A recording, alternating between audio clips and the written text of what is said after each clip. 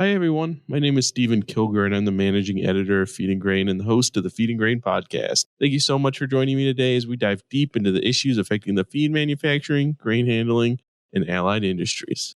Today's episode is brought to you by the Bin Whip from Newmat Systems. The powerful dual-impact Bin Whip removes the toughest buildup and blockages in industrial storage silos without hazardous silo entry. Learn more today at binwhip.com. In today's episode, my guest, Cheyenne Wolford, CEO and president of CCS Group.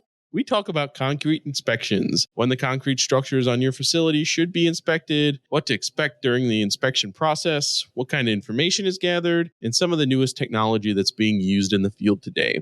I hope you enjoy the interview. If you want to help out the podcast and are listening to this in a podcasting app, please rate us and subscribe. If you're listening online, sign up for the Feed and Grain newsletter Industry Watch to see the latest podcast and stay up to date with all the latest news from around the industry. Now, on to the show. Hi, Cheyenne. Thank you so much for talking to me today. For any listeners out there that don't know you, can you tell us a little more about yourself and your relationship to the industry? Yeah, absolutely. So again, my name is Cheyenne Wolford. I'm the president and CEO of CCS Group. Started CCS Group in 2009, and my main objective at that point in life was to start a construction company that obviously utilizes the newest technology, the newest safety standards, all that type of aspect and approach. We provide silo repairs nationwide, and so we're serving clients all throughout the U.S. I've done some international work as well, but I say our primary focus is in the United States, country elevators, terminals, load out facilities and such, feed mills, ethanol plants. We also dabble in the bulk storage of like coal and cement. So we're also in other industries as well. But I would say 99% of our business comes from the feed and grain industry. Yeah, and you guys are very involved in the grain and feed industry. I mean, every year I see you at Jeeps, and you're always involved in something. You're always moving and shaking. Absolutely. No, I think that's kind of the spirit of what we designed CCS around, was always looking for the newest technologies, not so much the newest gimmicks or anything of that nature. Everything we bring to market is obviously studied very heavily and critiqued, and want to make sure there's a tried and true process, either with equipment or materials, new repair materials or new technology in that aspect. So definitely keeps us busy. And as an entrepreneur inside of me, that's what gets me excited about getting up in the morning, is seeing what's new out there and how we can utilize that in our industry that we very much enjoy. It's a great group of people. So Yeah, definitely. And so, what I have you here for is to talk a little bit about inspecting your facilities for damage so you can get ahead of it before you have some serious happen, right? Can you tell me a little bit about how often feed facilities, grain elevators should really be like inspecting their property, not just, glancing at it as you go by, but really taking a walk around and looking? yeah, so we get that question a lot, obviously. And I always tell our clients or potential clients, I guess the main thing, I kind of refer to it as a health checkup, if you will. Once you get that initial once over inspection done, which is where we really go into the intense GPR scanning, drone inspections, sound testing, kind of consider that like you're going to the doctor once a year and you're getting your physical done, you're getting blood work done. And that's, once we get that done and we kind of know what the structure is as a design or necessarily as a build, I guess, then you can kind of move into a secondary phase of doing just visual inspections, going back to that kind of what you said earlier, a little less intense. You don't have to do GPR scans every year, primarily because the rebar is the rebar. Nothing's going to change in that aspect. So I always tell them, let's get the first initial cumbersome blood work done. Let's do all the GPR scannings. Let's see what your roof beams look like internally inside your bins. Let's inspect your hoppers. Let's get in your tunnels and do the once over. And that's a pretty heavy, intense inspection. From there, then you can move to an every year type of aspect, or every other year, excuse me. And during that initial inspection process, you might uncover some areas that either the facility manager or the outside superintendent or something didn't notice. So once you get that first initial one done, then you can kind of direct them to monitor different areas either throughout the year or when you come back to do the secondary visit, say a year down the road. So like, again, that first one is the first initial one is obviously the more intense. There's a financial burden with that. You're going to pay to have somebody come in and give it a once over. But what I like about that, Stephen, is that information then can be shared with third party engineering. You can send that out for review and get everybody kind of on the same page, I guess. Yeah, and while there might be a financial component, it's a lot better than having a bin collapse or something like that. That's the big issue. I always explain that the preventative maintenance side of things is a fraction of the cost when it comes to ruptures or silo collapse. Of course, you've got the safety aspect of it. First and foremost is make sure that you got a healthy facility so that you have healthy employees and safe employees that are comfortable coming to work every day, and the morale. And yeah, it's the preventative side is really where we like to spend our time. Yeah, well, just like humans, right? Going to the doctor is a pain, but it's a lot better if you catch things early than have to get surgery later. So, how does the inspection process work, especially for that first kind of inspection, the one where you do a really thorough overview? What should people expect when they call you and they have someone come out to the site? Yeah, so the initial, meeting is we do a lot of data collection up front. We try to get our hands on the blueprints or the as-built. We know what the structure should be. We try to visit with them and answer any questions that they might have up front as far as what the process looks like. Obviously,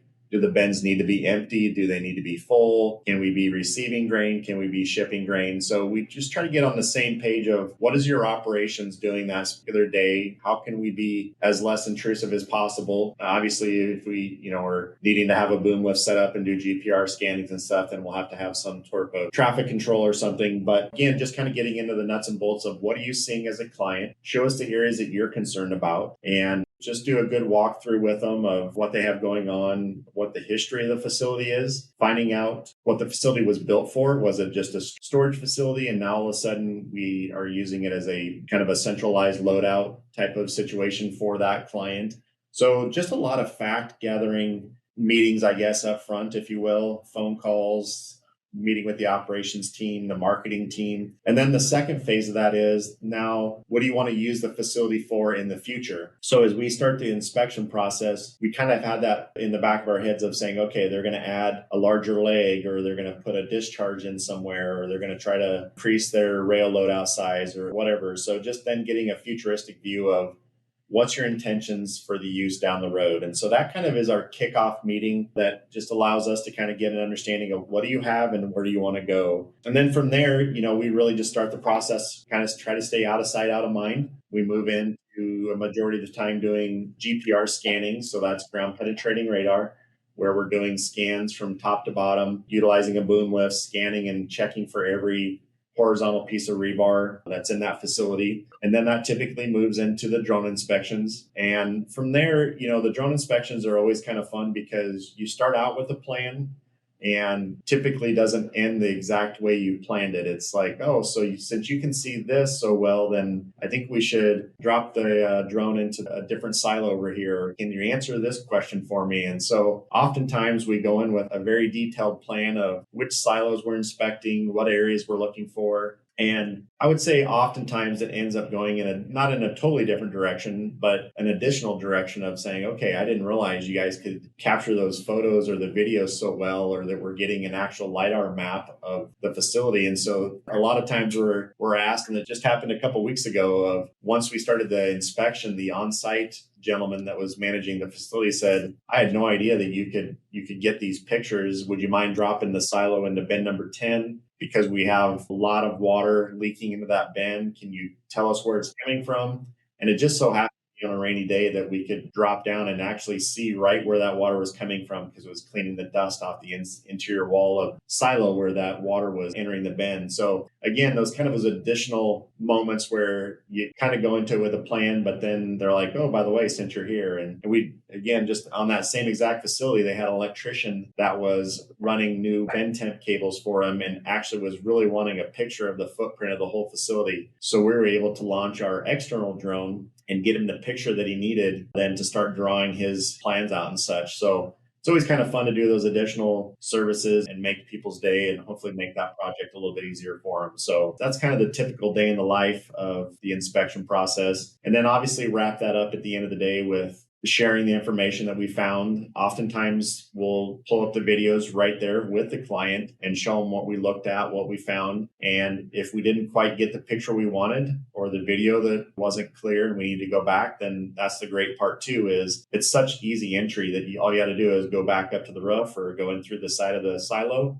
and relaunch the drone and get exactly what the client's looking for or what we're needing for our inspection process. So it's kind of neat there too, is to review your information right off the bat and be able to go back in and get better video or better footage of something that might have been suspect. Yeah. And that's one of the things that when I saw you've been putting out some marketing, which is really, really good. You guys do great marketing too, by the way. Just, tell your marketing team they do a good job. But you've been putting out this marketing promo about, using drones for these inspections, which when you see it, you're like, yeah, obviously that's a genius idea because it's got to be able to see things in ways that just no one else can possibly do from a ground perspective. Can you talk a little bit about what the advantages of using these drones are for these inspections? Yeah, I'll be 100% honest with you, Stephen. This was a selfish move on my behalf because the internal inspections of silos used to be set up by putting a tripod and a bozeman's chair and a winch system and actually dropping me down inside of the bin. So I knew there had to have been a better way to complete that inspection. I always wasn't satisfied with either the picture quality or the placement of where I was at within the bin. So there's a lot of information that kind of, I guess, just got left on the table when we used to do the old way of dropping somebody down inside of the bin. And of course, then you have the safety issues. You're in the bin, you're in a confined space. You've got a fall protection rescue plan. There's usually multiple people involved with that, including the local fire and rescue in the event of an accident. So it takes quite a team to actually drop somebody down safely and to do it the right way. And so as I started to see this technology come down the pipeline, it really got me excited because that just meant I didn't have to be lowered inside of the bins anymore. And again, it's such an encompassing process that once you got out of the bin and got home and realized that you didn't get the exact angle that you wanted of the picture, or it was dusty and camera that you had, wasn't able to capture exactly what you're seeing with your eyes, really intrigued me when I saw this drone technology. So a couple of things to note is obviously it allows us to do it much quicker. We can, obviously about the time that it takes to pull a manhole cover off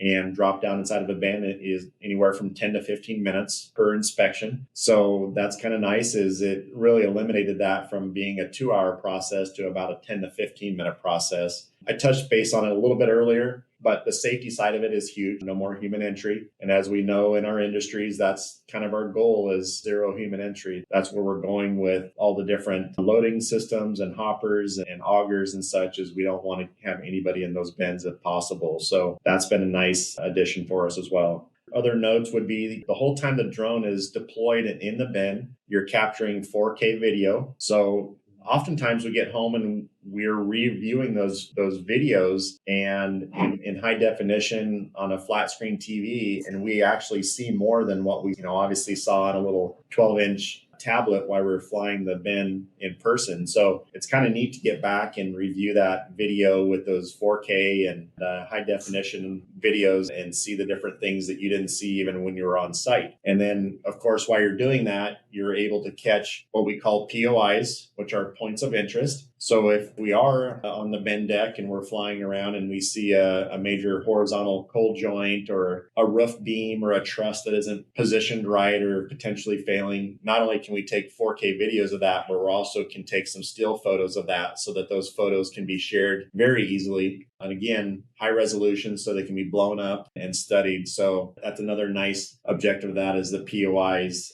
as you're flying throughout the bin. And then last, probably but not least, is the entire time that we're using our LiDAR drone, that drone is actually collecting a point cloud, which is millions of data points or thousands of data points. And so as you're actually creating a 3D map of that interior silo as you're flying around in there. And so that's really neat when you come back out, either when you're studying a silo that has a potential roof failure or beams that are misplaced, things of that nature, anomalies, if you will. you're able to go back and get exact precision measurements of the beams. And that's where that tool's become really handy for us, is sharing that information with engineering. We're looking at going back and adding additional roof trusses or different supports or something, and they want to know what the measurements are on the roof beams or how far apart they are or how long it is. That's neat as well. And that LiDAR map actually did something a few weeks ago for us that we didn't even realize possible, but we were asked to come inspect a bin that had fire damage from an explosion/fire. And as we were flying that bin and looking at the potential damage, we were also able to help that client determine how much grain was still in the bin from a volumetric standpoint, so that when the team showed up to do the bin cleaning, they knew exactly how much grain they had to contend with, where it was bridged up. And it really, kind of opened our eyes and the client's eyes to determine what are we going to do with this grain once we get it all out, how much is still left in there, how much of it is burnt and or smoldering. And so it really was a nice perspective to be able to do that zero human entry and drop down inside of there and see that there was a large wall of grain that was bridged up and could have potentially caused them some headache down the road when trying to get that grain out of there. So that LiDAR mapping was super neat, do that volumetric type study and determine what's left in there. And then ultimately, I hope in the end, it was able to save the clients some money, because now we know what the known amount of grain and such that's still left in there. So we kind of learn something almost every time we use that. Our drones is a different perspective or a different tool. So that's kind of fun and neat as well. Yeah, definitely. And I have a hard enough time filming like an interview, concentrating on both talking and the filming at the same time. So I can't imagine dangling in a silo and trying to catch good footage as well. So yeah, obviously the safety is the number one piece of that, and not having to worry about that anymore is great. And something that I failed to mention earlier is we actually have a secondary tablet that we bring with us that we can connect to the drone. And so the client or the engineer can have a tablet in front of them as well, a little bit larger than like tablet that I have. So they're seeing things that they might ask me to go back and get a better picture of or get closer to. And that's kind of nice, because obviously trying to control the drone and get to where you need to be, it's always was a tough challenge before the secondary tablet. Client was always looking over your shoulder. And as much as I want to share that information with them too, I got to successfully make the flight and get the drone back up out of the silo as well. So the secondary tablet was a great addition for us, and our clients absolutely love it. So that's been a great addition. So it sounds like the tech out there has really evolved even in the last couple of years since I've been in the industry. It's really exciting. But is there anything else tech-wise that you see coming down the pipe that you maybe have your eye on? As far as new technologies that's coming down the pipeline, we're obviously always studying and going to different conventions and such. And, one of the things that it's not directly related to concrete repair, but a lot of our facilities that we work at have either steel bins or steel tanks for bulk storage. One of the new technologies that's coming out that really has our attention right now is the ultrasonic thickness testing of steel. And so, although, again, that's not a new tool in the industry as far as being able to measure the thickness of a tank, but what is new to our industry is that now an additional hub that you can add to the drone. So you don't have to have a boom lift on site to do precision measurement of a steel tank, maybe 80 foot up in the air. You can actually deploy this drone, and the drone has an arm that sticks out that has the gel capabilities and everything. And so it actually just performs a UT test right there on the steel tank. It's got a magnetized head and allows you to take pinpoint measurements all throughout that steel tank, if you will. And if you do it on the inside of the tank while the tank's empty, you can actually collect that LiDAR map that I talked about earlier all at the same time. So you can be collecting a 3D LiDAR map and be doing some precision testing on the inside of that steel tank. And every test that you take, you'll be able to pinpoint exactly what elevation, what location, if was it the north wall, south wall. So that's kind of got us intrigued right now. They just did a big launch in Switzerland on that technology.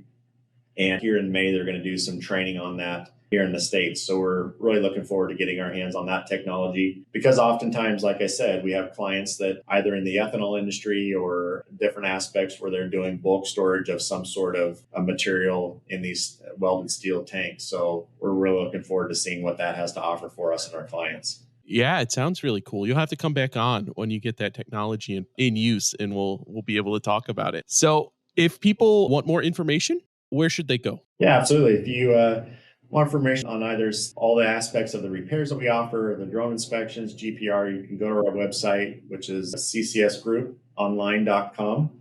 And obviously, you can follow us on all our socials as well. So, yeah, and there will be a link to that in the description below. Thank you for joining me so much today.